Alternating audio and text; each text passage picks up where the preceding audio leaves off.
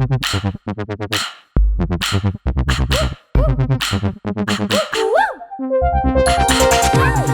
and welcome to Old Boys Club, a weekly podcast where two young women explain the ins and outs of Australian politics. And there's no such thing as a stupid question. My name is Justine Landis-Hanley. I am a journalist and I used to work in politics, very briefly though.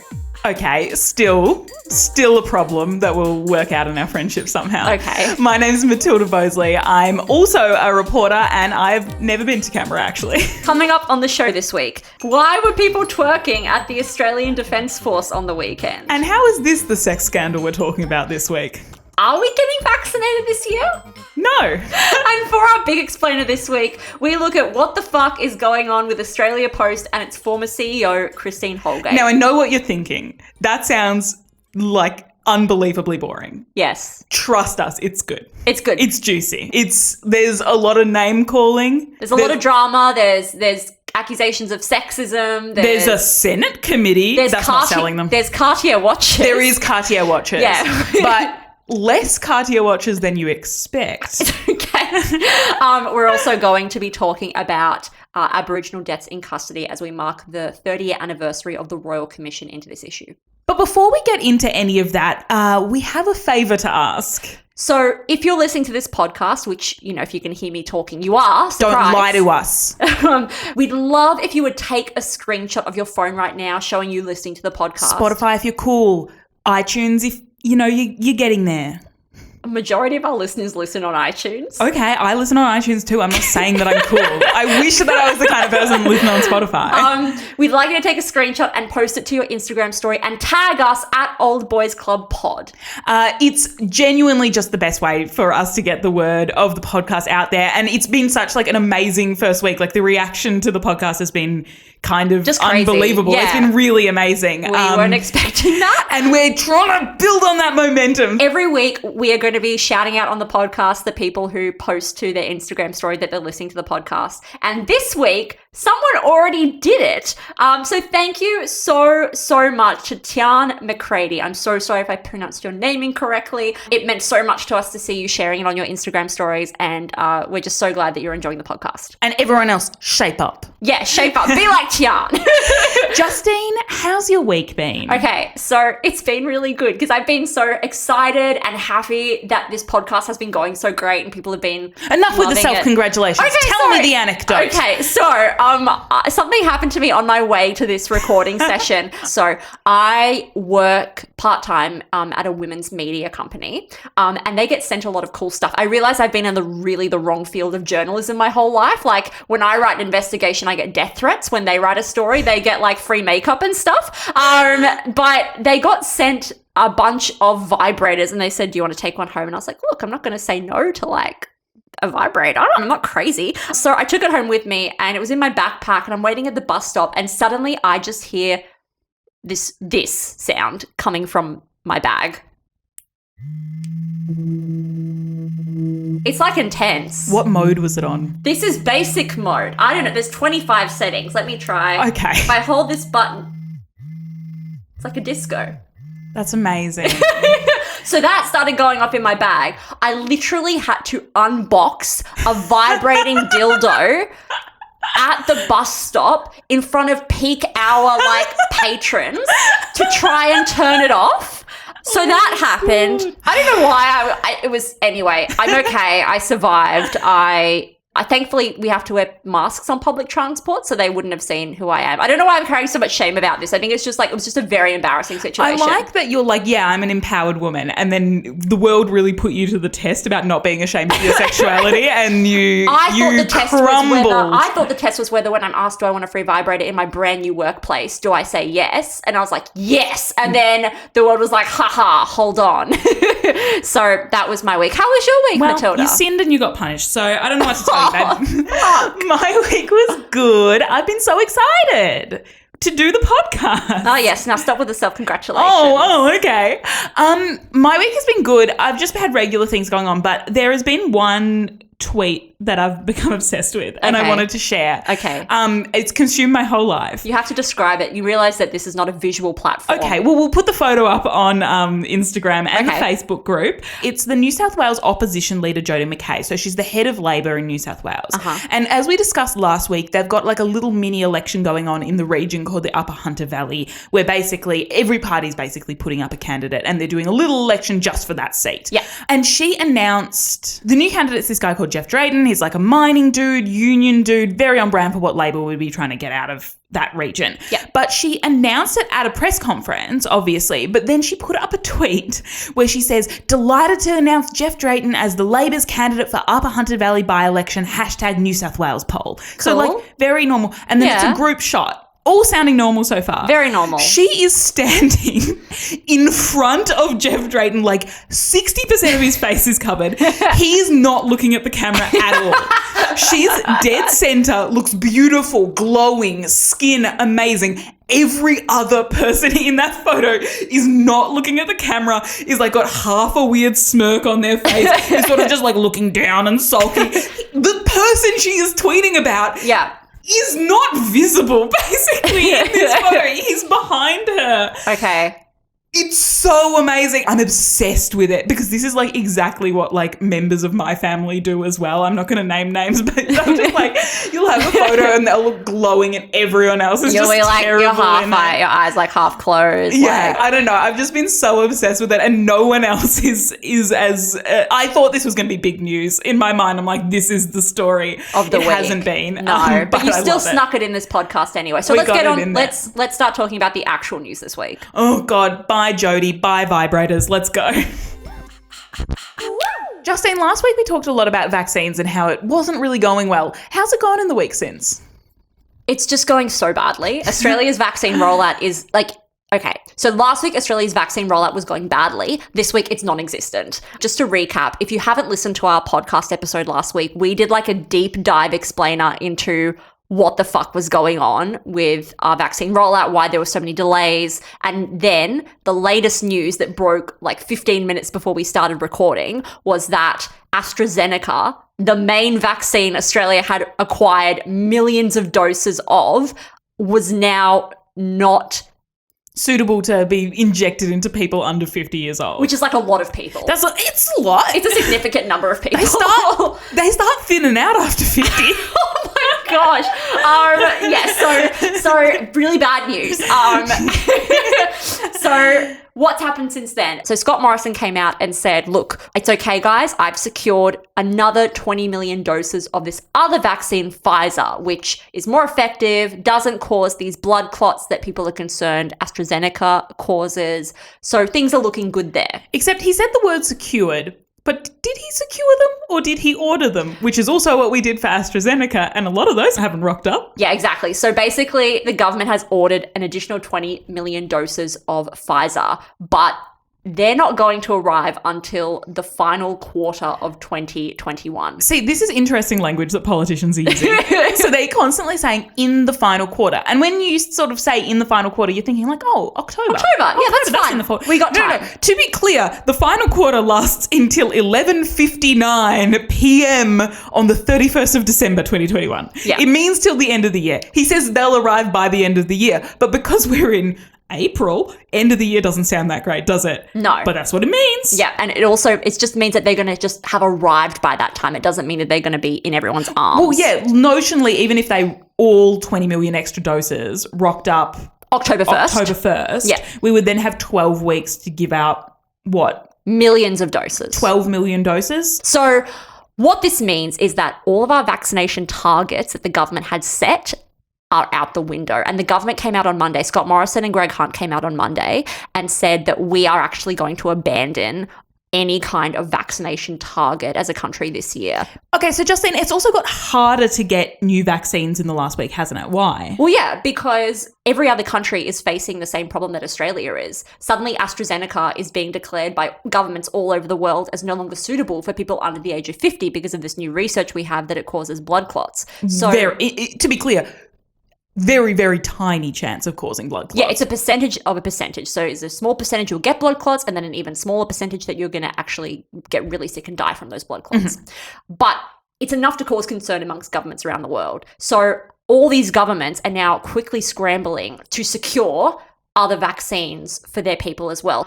Another problem is that AstraZeneca isn't the only vaccine that is seeing these side effects of blood clots. So Johnson & Johnson, they had a vaccine. So that's the cool, like, new one in America where you only need one dose that everyone was really excited about? Turns out that also has problems with blood clots. So that's put a halt on governments wanting the Johnson & Johnson vaccine. And then there's this new vaccine called Novavax. Now, we spoke last week about basically how a lot of our hopes are riding on Novavax at the moment. The problem with Novavax is that the company is saying they're actually kind of behind schedule. And the reason they're behind schedule is because they've run out, or they're low and struggling to get a hold of enough raw materials to make this vaccine. The problem is that all these countries around the world are facing a similar problem to what Australia is facing. And so but the interesting difference is that some other countries, like the UK, have like 7 different vaccine deals with different suppliers and different vaccine types. So they currently have a few more options at play than Australia, which really put a lot of its eggs in the AstraZeneca basket and a few in the Pfizer basket. So where are we left? We currently have no vaccine targets. We have no vaccine coming very soon. And, hey, do you know what we do have? What do we have? Twice weekly National Cabinet meetings. Yes, the government has stepped up its National Cabinet meetings, which are basically meetings that it holds with various state governments to try and tackle this dilemma a bit more quickly. And they'd gone down to monthly when everything was chill. And then Scott Morrison's like, we're on a war footing. Yeah. We're doing twice weekly now. And all the premiers are like, okay, like, shit, we're going to meet with you twice weekly, but like there's no vaccine. So what the fuck are we going to talk about? This is an interesting thing that's come out. The government, so Scott Morrison has been like, states, we've really got to work together to get these vaccines We both have our problems. We both have problems we need to solve. And then the states are kind of like, okay, but we don't have, the problem is we don't have the vaccines. Like it's kind of like if you are like a building manager and then the building's way behind schedule, and so you ring up the interior decorators and you're like, could you please get your ass down here? We need to talk. We need to talk about why aren't you decorating? And they're like, there's no walls. Yeah, we can't put up the wallpaper. Like there's nothing to paint. Yeah, so what we do have though to round off this segment is we have states working with the government to set up mass vaccination hubs across the country to vaccinate the masses, as it suggests. The problem still remaining that we don't have enough vaccines. Well, I think we need to be a bit clear about this. We have enough vaccines for older 50s. We are overflowing with AstraZeneca. Yeah. So some would say we have too much AstraZeneca now. Some could argue. So the next couple of months, the vaccination is going to be super busy. Like, we're going to be getting a lot done. We're going to be getting a lot of people vaccinated, and then it's going to drop off significantly unless this Pfizer starts rolling in. Yeah. So mass vaccination hubs to come, vaccine potentially to come. Probably not getting vaccinated by the end of the year. Oh, absolutely not. Yeah, unless, imagine if we got the vaccine on the 31st of December and it's like, everybody, like, we're vaccinating tonight. Oh my gosh. We'll have a party if we get vaccinated this year. Yes, exactly. Yeah. Okay. Lick a door handle. But thankfully for the government, there was a wonderful distraction from all the vaccine drama, and that is people twerking in front of the Governor General. Or were they? Kinda. So, Matilda, what? I don't get it. So I saw all over Twitter this week that there were these young women in red outfits twerking and dancing in front of a large boat. Booty shaking in front of a large boat. Yes. Yeah. Yes. And people looked really angry. Yeah. Okay. It's a complicated thing. It's kind of very hilarious until it becomes very not hilarious at the end. So we're going to go on this roller coaster together. Okay, start with the funny. Okay, so basically this happened on Sunday, this twerking incident. Yes. But people didn't start paying attention to it until Wednesday when the ABC, the Australian National Broadcaster, published a news package, essentially like a news story, talking about this. And then basically what it was is that the Navy had spent $2 billion on this new ship, which... That's a lot for a boat. It's not a great place to start. $2 billion. 2 billion with a B. Okay. Yeah. Okay. But casuals didn't get jobs keeper. So basically to commemorate this sort of the launch of this ship, the commissioning of it, they had lots of performances, and it was this big thing where dignitaries came. The Governor General came. He's like the only person technically more important than the Prime Minister because he represents the Queen, but he has no power. It's a bit confusing. We're a monarchy. It's a bit of a shit show. The Governor General came. The head of the army. Everyone's in those like white suits with all the medals. Yeah. And then they're looking down the ABC shows on just these ladies shaking some ass. And it's like cutting back and forth between these ladies twerking. Yep. Great dance. It's like a little dance troupe. Very talented. They're like wearing little booty shorts. They're all in sync. It's great. Cutting between that image and angry dignitaries. Yeah. And the internet went crazy. The internet loved it, mostly because they didn't have the full story, which we will get to, and there was also something to hate for everyone. So the left-wing sort of side of things were like, oh my God, why are these old government crusty army dudes just sexualizing women and getting entertainment that objectifies women, and then which is problematic in and of itself. And then the conservatives were like, oh my God, how dare our beautiful ship be tarnished by the sexuality of women. That's not appropriate. And everyone went crazy and everyone loved it, and then everyone started making fun of it on Twitter, and it was just kind of this hilarious thing that happened. So we've got there's this footage of twerking dancers, of people looking disgruntled, left wing, mad, right wing, mad. And then what happens? Okay, so what it turns out was that this news story wasn't actually quite accurate in the way they've cut together the clips, because the dancers and the dignitaries weren't actually there at the same time. Oh. The dancers did this dance, they left or they stopped performing, and then the dignitaries, including the Governor General, came in because everyone's like, why is people twerking in front of the Governor General? And he's everyone basically the King of England. Yeah, this is our discount monarch. Why are people twerking in front of him? And Dave Early's like, I'm fine with that's alleged. That's not true. He didn't say anything. Because he didn't see it, turns out. Yeah. And it's very unclear whether this was just like an editing mistake or something more purposeful. Someone trying to drum up drama at the ABC. As someone who's worked in TV, it lends itself to just being an editing mistake where the journalist, the person who was there and the editor editing towards the video haven't spoken to each other. So they would have just cut together the stuff. Thinking it was all happening whenever. Like, you wouldn't think that dancers are dancing to no audience. Well, they did have an audience. It just wasn't the audience. Okay. But then also it turns out that it wasn't just a twerking performance anyway. It was like a long dance performance. This was like a tiny minute clip, like towards the end. Like, and the dancers came out and said this, right? Yeah. So like it wasn't representative. It was also like a cultural group, and the army had like got them to perform to be like supporting the local art scene in Woolloomooroo where this all happened. And then the dance troupe came out and they're like, dudes, what the hell? Like, why are you making it seem like we're this sort of, you know, trampy dancers dancing in front of these like cool army dudes, which just, it wasn't the case. And they're like, the way the media's represented this is essentially put us in a really bad position. We feel really unsafe about this. We feel like we've been subjected to like a lot of really harsh criticism.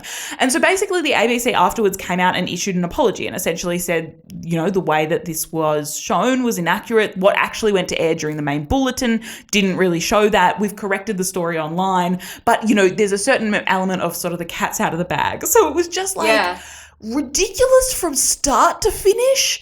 And I'm still not clear what happened, but like, was it good to think about this rather than the vaccines for a day? Kinda. Yeah. Yeah. Yeah. Much more fun. So Matilda, Thursday marked the 30th anniversary of the Royal Commission into Aboriginal Deaths in Custody handing down its recommendations to government. Yeah.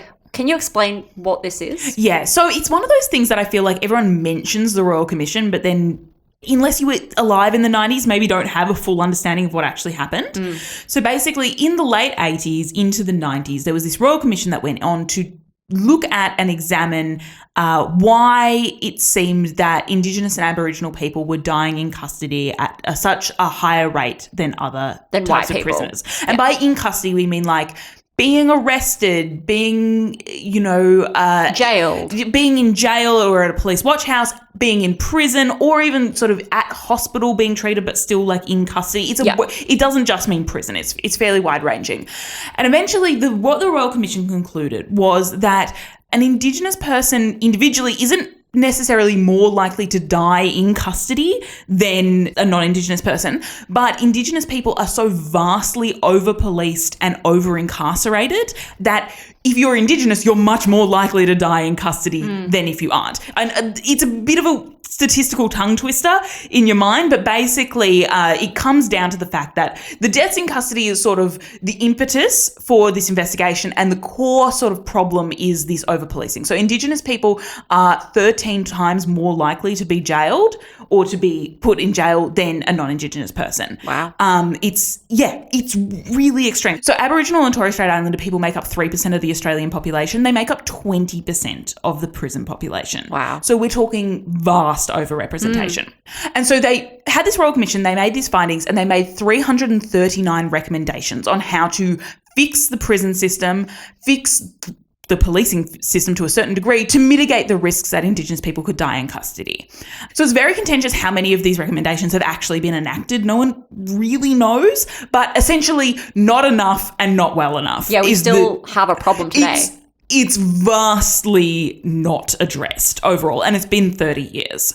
And in that time, the Guardian Australia tracks, there's been 474 Aboriginal or Torres Strait Islander people who have died while in custody in those 30 years. So this is not a problem that has been solved by any stretch of the imagination.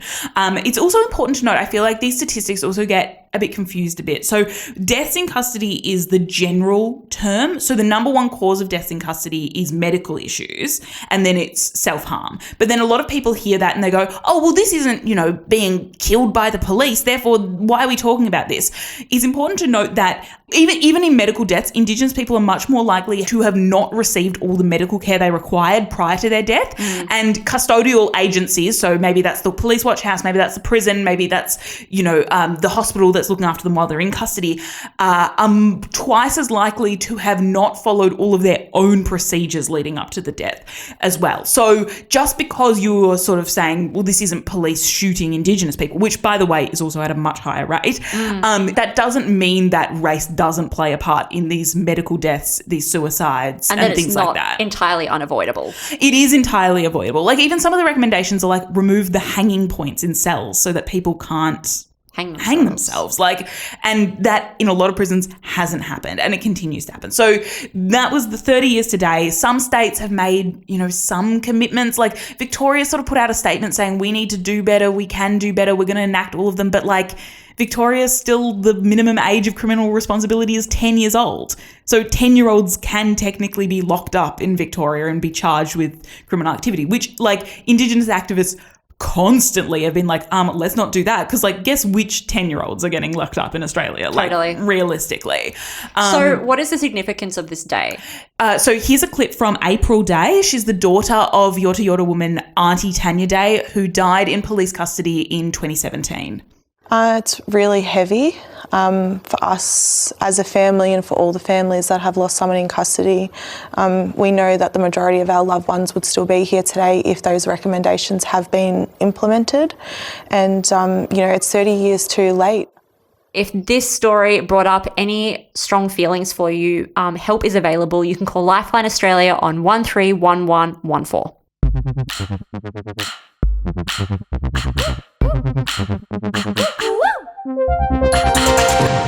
Matilda, just when we thought that this week wasn't going to include any sexism.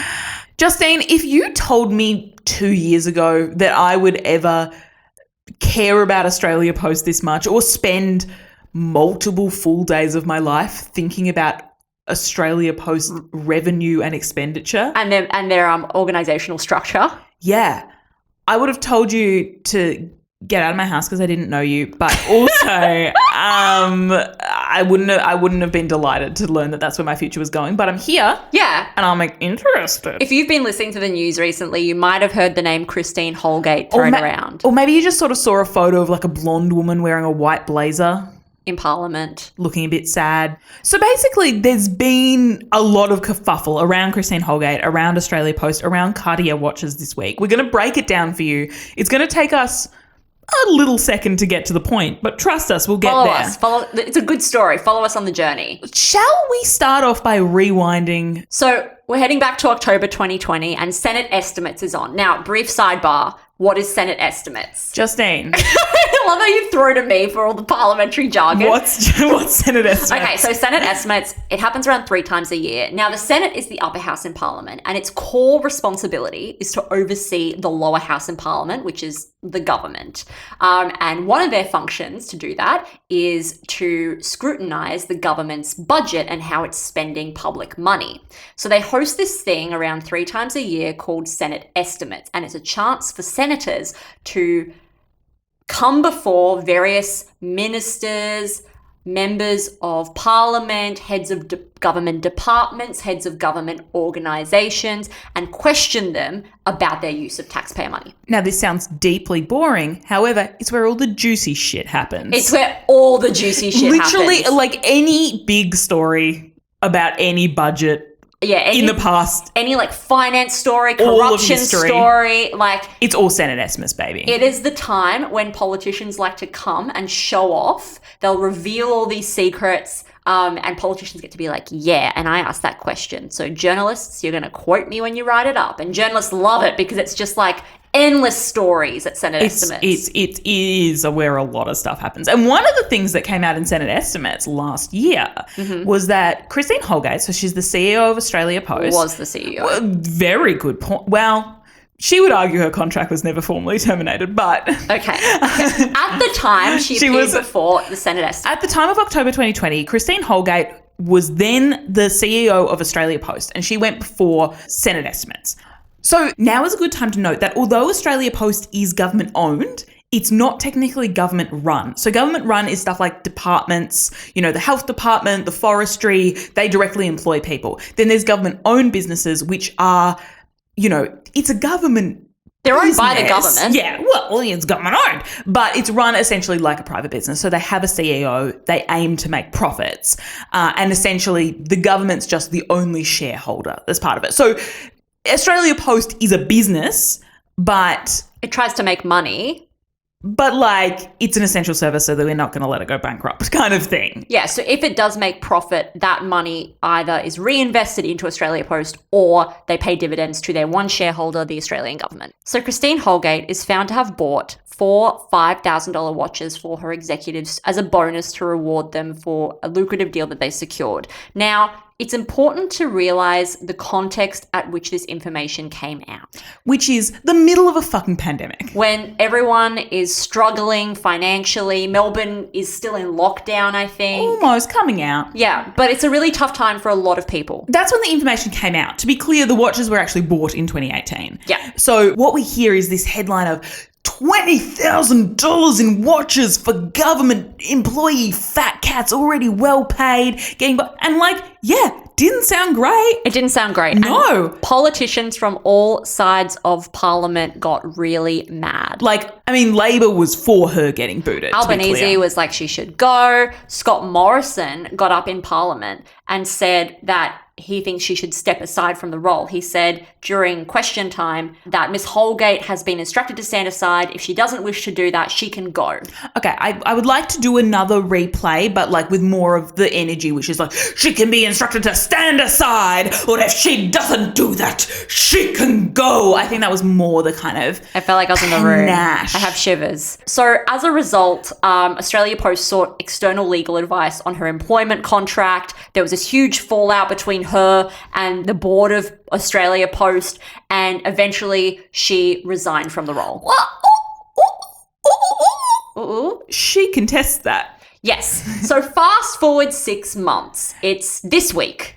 Okay, so it all goes dark for 6 months, but eventually everyone kind of comes to the conclusion that actually she kind of did have permission to give these watches. And everyone's like, we need to figure this out. So a Senate inquiry is called. So One Nation calls for a Senate inquiry. And not who I expected to rock up in this story. It gets the support from Labor and the Greens, so it's established. One Nation's the Pauline Hanson one, by the way. And it's interesting, a listener actually asked us in our Facebook group, why is Pauline Hanson involved in this? What's the reasoning behind that?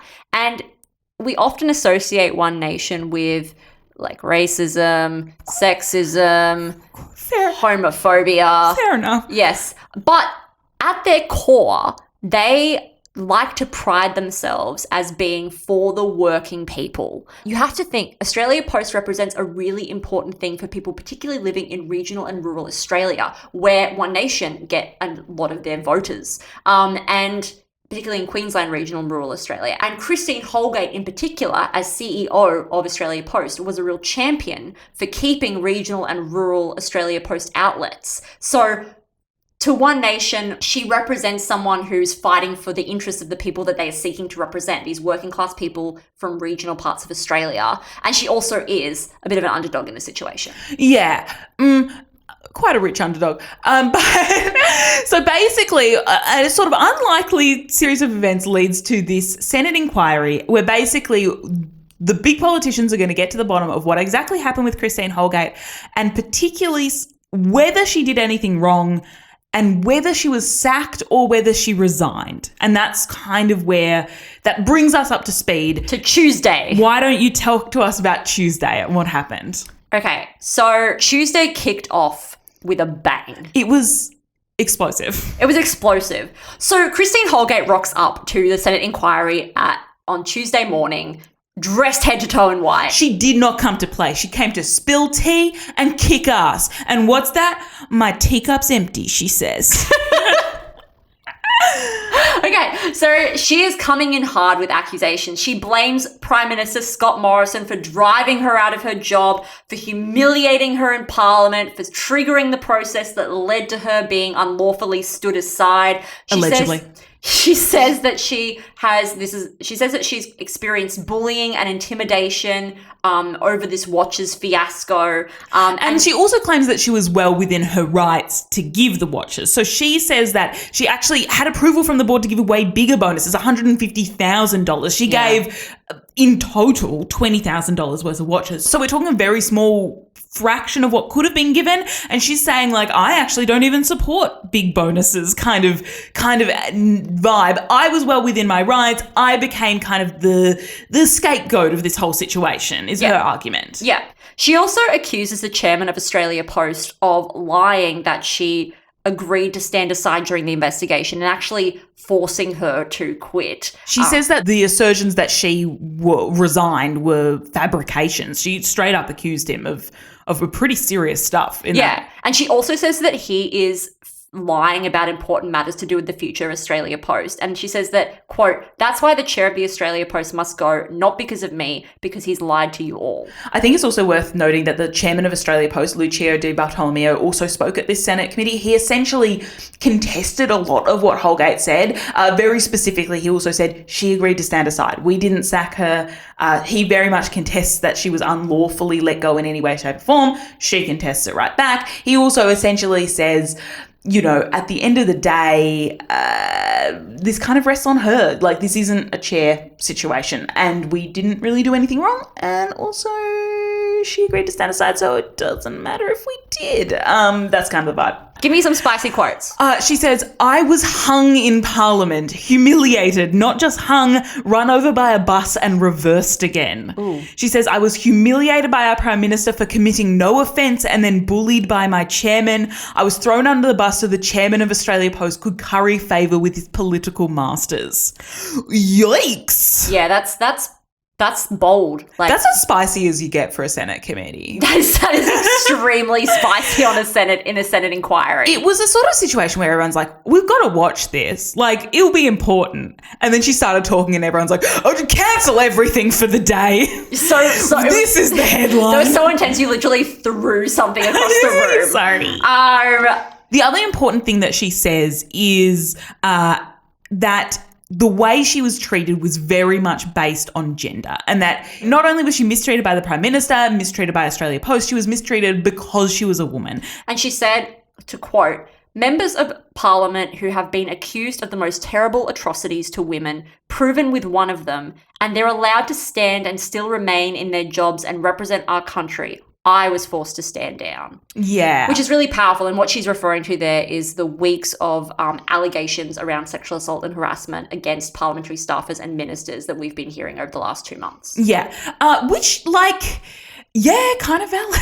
Yeah, I mean, in fairness, like, she is a government employee who was forced to step down from a role that had nothing to do with like sexual assault or harassment, whereas other people in parliament have been allowed to keep their jobs and keep leadership positions despite the fact they have these allegations against them. Also, to be clear, while we were talking about all the sexism allegations, everyone kept being like, there was a bloody inquiry about watches and we're not going to do an inquiry about rape allegations. Like, they were referencing that even back then, and this is kind of the reversal of that. Yeah, so it's really striking quite a powerful blow for her to try and link, and I think quite successfully, her treatment to her gender. Yes, the other thing was that she came dressed head to toe in suffragette white. That's what the sort of media has been saying. It looks like it was pretty intentional. The people who were there with her head to toe in white, it's very clearly a colour that has been used frequently within the women's movement. And it's also drawing quite a direct parallel with Brittany Higgins, who's a former Liberal staffer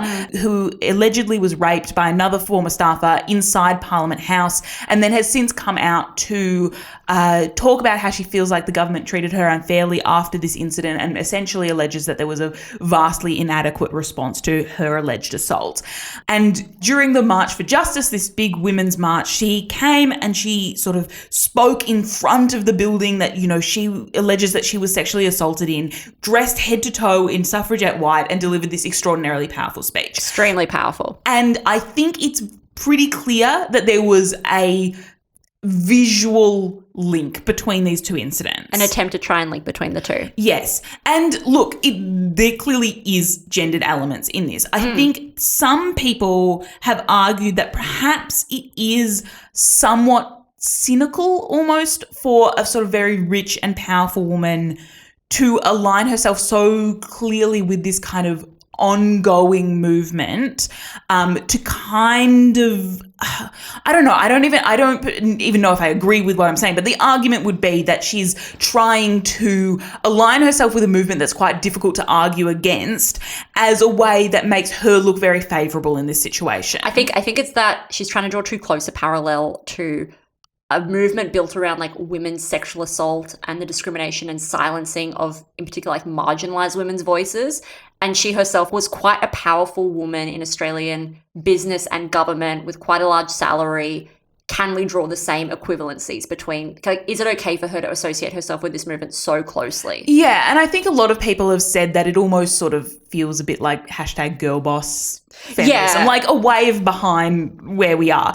But also, I think we can't ignore the fact that, okay, even powerful women in business are treated very, very differently to powerful men in business. Like, absolutely. Being rich doesn't shield you from the patriarchy at the end of the day. And I think a lot of people would argue that Christine Holgate's situation turned out very differently because she was a woman. And if she was a male CEO, there's plenty of people who would argue that she wouldn't have been asked to resign or told to resign or step aside or whatever she was specifically told to do. Everyone's arguing that wouldn't have happened from the Prime Minister on the floor of Parliament if she was a man, I think is the argument. Yeah, and it hasn't happened for a lot of the men in Scott Morrison's government who have had allegations against them. I also wanted to turn to a couple of the questions that people wrote to us in our Facebook group. Yeah, we've got a Facebook group. We have a Facebook group. It's like a fun little safe space to ask really dumb political questions, and then we'll ask some really dumb political questions, and then we'll try and answer both of them. Yay! But also people have been writing like really intelligent questions in there. But also memes. There's some and political memes. There's also great if you want memes. auspol memes that like aren't terrible. So if you want to join our Facebook group, it's called Old Boys Club Podcast Community, and we would love to have you there. So some of the questions, we put a call out. We've said that we were going to do a segment this week on Christine Holgate, and we put a call out for some, like, what people wanted us to answer.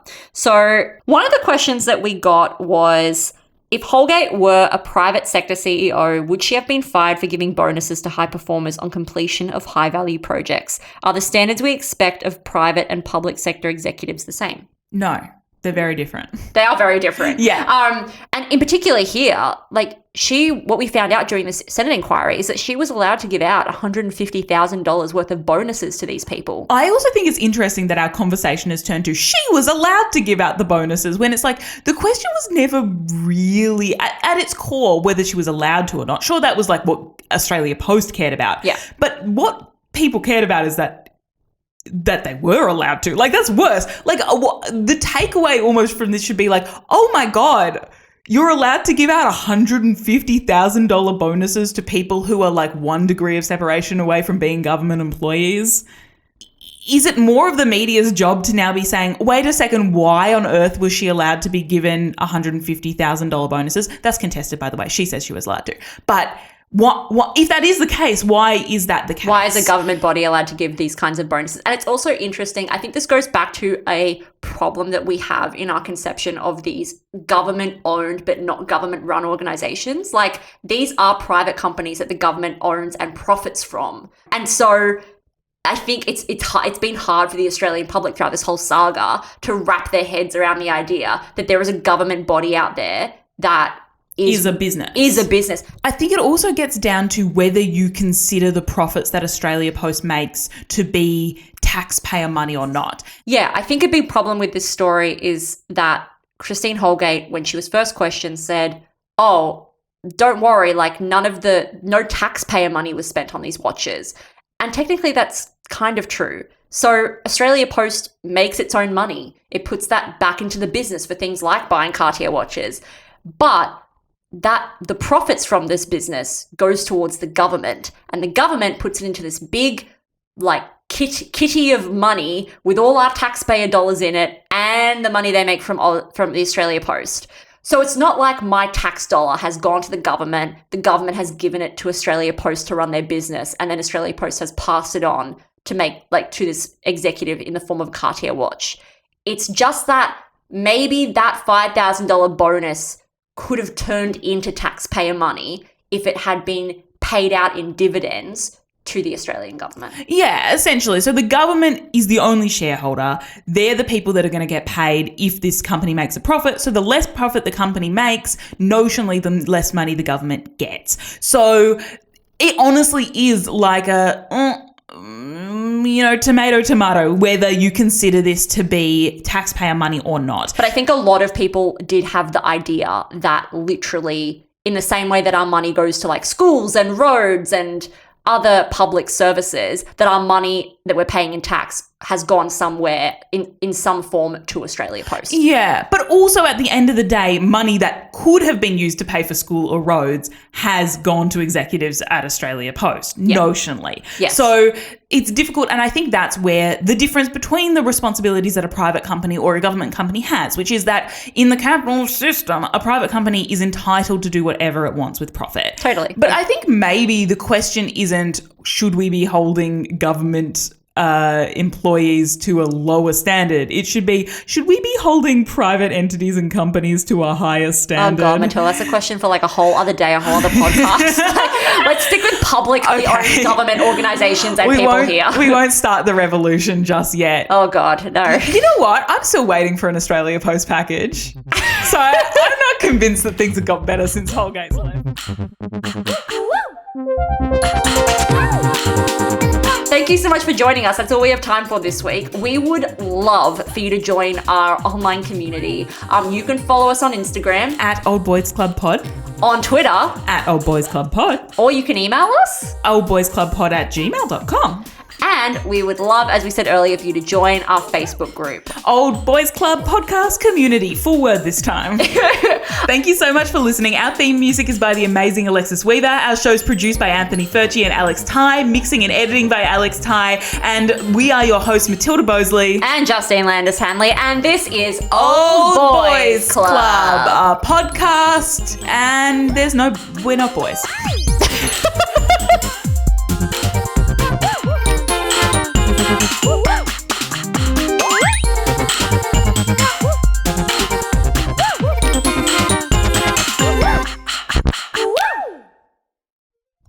Senate estimates looking into government expenditure. What did both parties say about it? The PM was scathing in government. Holgate resigned, so she was sacked, and everybody forgets about it for a while. So while we're speaking about it this week, there was a special Senate committee.